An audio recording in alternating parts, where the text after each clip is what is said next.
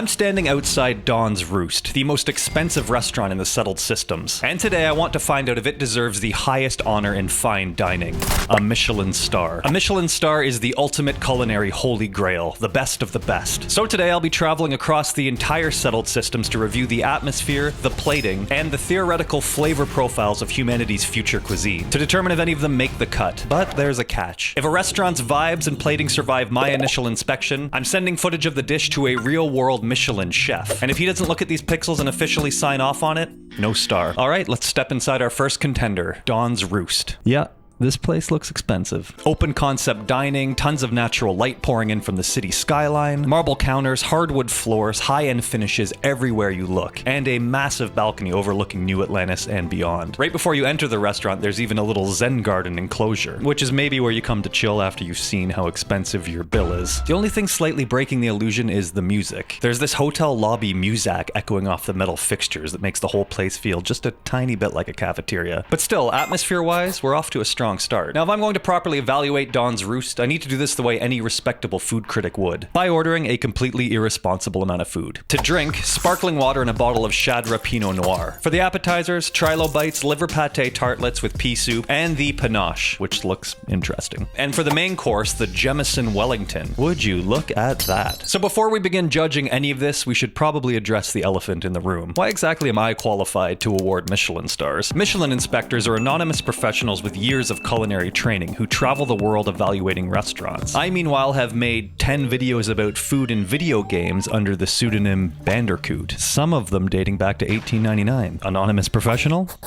I think so. Actually, there is one more requirement. You have to work for Michelin. So I've gone ahead and purchased a single share of Michelin stock, which means technically I am now part owner of the company. And I will be taking this responsibility very seriously. Here are the 5 criteria in which a Michelin inspector judges a restaurant. Quality of the products. In the real Michelin guide, this means ingredient quality. In Starfield, it means 2 things. First, what ingredients actually go into the dish, and second, how well Bethesda designed the food itself. And credit where it's due, these look incredible. Look at this. The trilobites are these beautifully rendered little alien bugs sauteed in butter. The pea soup has actual croutons floating on top. The panache has this delicate crusting of red pepper across the surface. And the Wellington, there's even a subtle sear on the crust. These are genuinely some of the nicest food models Bethesda has ever made. Mastery of flavor and technique. Normally this is where Michelin inspectors judge how the food actually tastes. But since I can't taste anything here, we'll instead judge it based on the stat buffs the meal provides. And let me tell you, this meal is absolutely loaded. The full meal totals at a whopping 46 health points, and the wine even gives us a cheeky little persuasion bonus. Value for money. My meal costs 4,295 credits. Yes, I ordered a lot, but do you know how many chunks I could have bought with that? 45. We will get to chunks soon. Personality of the chef. And this is where Dawn's Roost runs into trouble, because Michelin restaurants usually have a very clear culinary identity. You know the chef, you know their philosophy, you know their story. Here, I have absolutely no idea who Dawn is or where she's roosting. There's no chef, no ownership, there isn't even a kitchen. Just this sad sack right here, Royce Elgin. There is quite literally nothing I can do to get his attention, until I stole this beef Wellington, which really got Royce moving. And finally, consistency between visits. Well, the exact same patrons are sitting in the exact same seats eating the exact same meals, unless you steal a beef Wellington. So I'm willing to put Dawn's Roost on the leaderboard as our first Michelin contender, but my vote only counts for so much, so it's time to bring in the professional. Chef, based on all that I've told you about Dawn's Roost, do you think it deserves a Michelin star? I mean, the answer is no. You'd never want to put a ramekin on the plate. That's a big no-no, so that's a big fail right there. You know, judging by the layout of this restaurant, it's definitely very sparse, almost looks soulless. You might see that a lot today.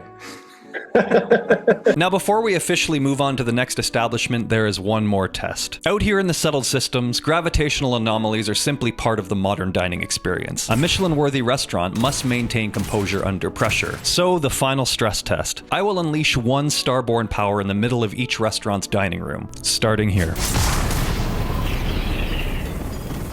Hey, the food stays on the plates. Okay, so getting a little nervous. I'm not going to be able to convince Chef to pass any of these restaurants, but I still have a few tricks up my sleeve. But first, here is a quick word from today's sponsor, ZocDoc. Have you ever noticed your jaw making a weird clicking sound whenever you eat? It's probably nothing, but you spend your lunch break down a rabbit hole of medical forums until you're convinced you need a jaw replacement by Friday. But why is the solution, seeing a doctor, so much harder than the panic? That's where today's video sponsor, ZocDoc, comes in. ZocDoc is a free website that helps you find and book book high-quality in-network doctors, all based on your own preferences. You can search through 200 plus specialties offered on ZocDoc and see which doctors take your insurance, and read reviews from real patients before deciding who feels like the right fit for you. They have over 150,000 providers across all 50 states, covering nearly everything from primary care and dentistry to dermatology and eye care. You can book in-person or video visits, see real-time availability, and schedule instantly, and no phone calls. Appointments made through ZocDoc typically happen fast, often within 24 to 72 hours, and sometimes even the same day. So instead of stressing, you could just book someone qualified and go about your day. If you've been putting something off, this is your sign. Visit ZocDoc.com/bandercoot to find and instantly book an appointment with a top-rated in-network doctor today. Using ZocDoc is free. Thank you, ZocDoc, for sponsoring today's video and helping us all take better care of our health. And now let's go find that Michelin star. Staying right here in New Atlantis, Whetstone sits inside the Valberg building in the commercial district. In terms of the name, I'll let the restaurant's proprietor, Alara Catrango, explain that herself. Sharpening stone for knives, the kind of knives that cut the most delicious meat in the settled systems. Okay.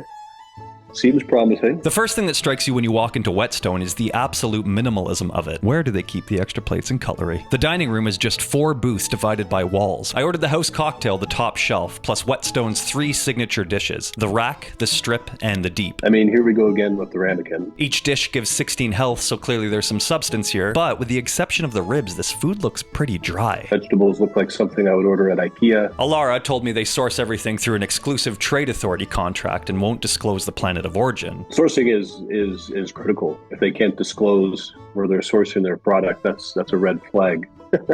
So that would be a hard pass. But let's see how it handles a Starborn stress test.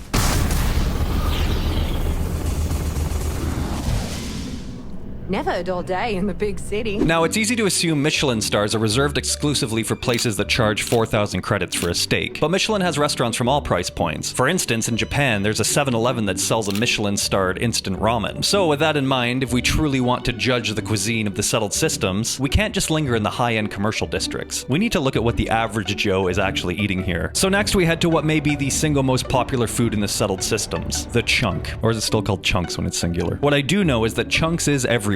There are 7 different chunks locations spread across the settled systems, and they even sell them in vending machines. But today we're not just going to any old chunks. We are going to the gourmet chunks at the beach resort of Paradiso on Porima 2. Let's head inside. Look at this. Chunks branded tables, Chunks branded booths. The only person eating in this restaurant is this man, who's just eating a plain steak. It's not even on the menu. But I really like how clean everything feels. Let's order some food. To drink, we have Cabernet Chunking-Yong, a cube of synthetic fine wine. For the meal, we have a chunk apple, an apple-flavored food cube, Chunks beef, a beef-flavored cube, an egg-flavored chunk, a Chunks potato, and then my favorite item on the menu. Contains neither real steak nor real cheese. You know, that honesty is refreshing. The branding is clean, the service is polite. Hold on. Is Chunks good? Let's go through Michelin criteria. In terms of ingredient quality, that's a bit of a dangerous road to go down here because we don't actually know what chunks are made of, and apparently that is a closely guarded corporate secret. But visually, these are beautiful little cubes. Clean edges, uniform construction, strong coloration. In terms of mastery of flavor and cooking techniques, every single chunk gives you 4 health. If that's not mastery, I don't know what is. As for the personality of the chef and the cuisine, now here, weirdly, Chunks may have one of the clearest identities of any restaurant we visited. Because while we never actually see the chef, we do know the philosophy. People don't care what they eat so long as it is tasty and filling. That is a culinary manifesto. And value for money? Well, this is where Chunks becomes almost impossible to argue with. You want a cube? 75 credits. Every cube. And consistency. Somewhere in the settled system, someone is always eating a chunk. Aquila, New Atlantis, Paradiso. And that leaves me in a position I did not think I would be in today. I think Chunks might deserve a Michelin star. Have I lost my mind? Possibly. Can a real chef ever sign off on this? There is only one way to find out. Absolutely not. Okay then.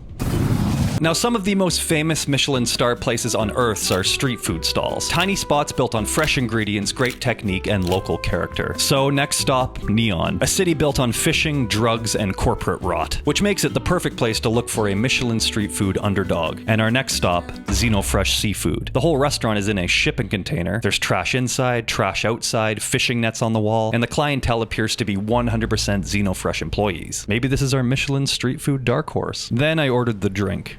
trawl. As the man behind the counter explains, it's an extruded polypaste blend. So they take scraps from Aurora processing, grind it into a paste, and then add alginate for vitamins. So our beverages, drug scrap, fish goo. Wow.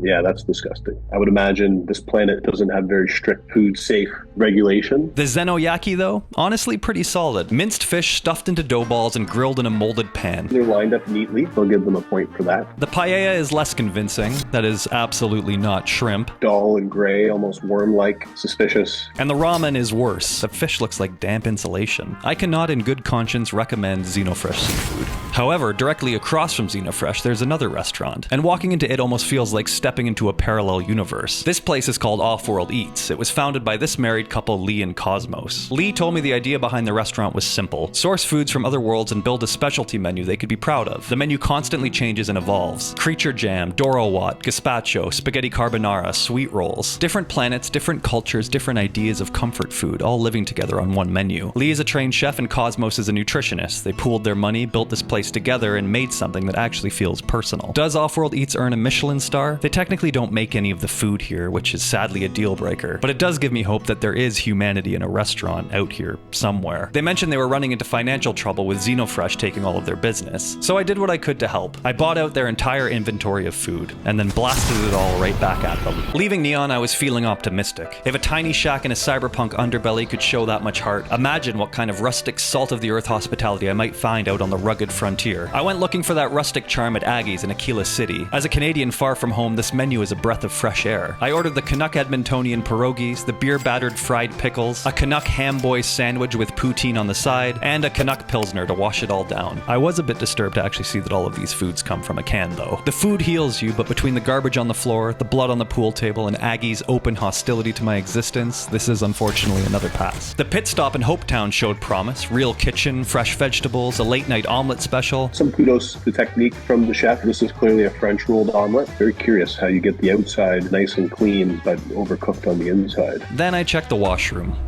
Bloody rags everywhere. I also accidentally murdered the owner during my Starborn stress test, so unfortunately, disqualified. I was starting to think that in the settled systems, fine dining was just a series of expensive masks covering up a total lack of soul. I headed back to New Atlantis, ready to call it, but before I left, I took the elevator down, deep into the industrial, cramped, forgotten corridors of the Well. And that's where I found Kay's house. Tucked away in the literal guts of the city, Kay's house was founded by Kay Mason and is now run by her daughter, Teresa. And the second you walk in, you don't just see the difference, you feel it. Already I feel like a sense of place, right? In every other restaurant I visited, the atmosphere felt like a product. At Dawn's Roost, it was prestige. At Chunks, it was efficiency. But here, it just feels like a home that happens to have a front door open to the public. Kay's house has one rule. You leave your trouble at the door. When people walk through this door, they aren't United Colony citizens or Free Star rebels. They're just hungry. Teresa grew up here, watching her mom turn a few extra credits into a sanctuary. That's why the menu feels different. It is whatever we've got cooking, which is the most honest thing a chef can say to a guest. So I can certainly tell that they understand the purpose of food and the purpose of the table, bringing people together. The food itself is the ultimate future comfort. A veggie grinder, falafel pitas with yogurt sauce, and the centerpiece, a homemade tavern-style shepherd's pie. I ordered the shepherd's pie, and for the first time all day, the health points stopped mattering, because this food looks cared for. You look in the kitchen and you see pots, pans, a colander, and fresh herbs hanging from the shelf. It's proof that someone stood there and thought about how this meal would make a stranger feel. You can taste the passion and the love